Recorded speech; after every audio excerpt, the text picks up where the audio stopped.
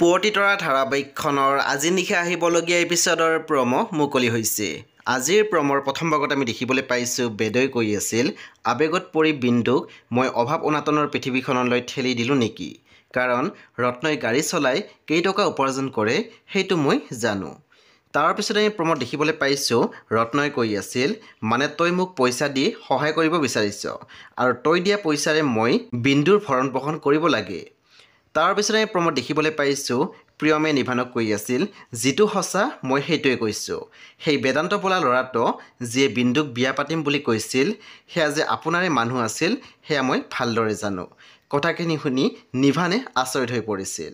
সেই বন্ধু বান্ধৱীসকল আজি নিশা 9 বজাত ৰং টিভিত আহিবলগীয়া পুৱতি তৰা ধাৰাবাহিকখন খুবেই বেছি ইণ্টাৰেষ্টিং হ'বলৈ গৈ আছে। সেই আপোনালোকে চাবলৈ একেবাৰে নাপাহৰিব।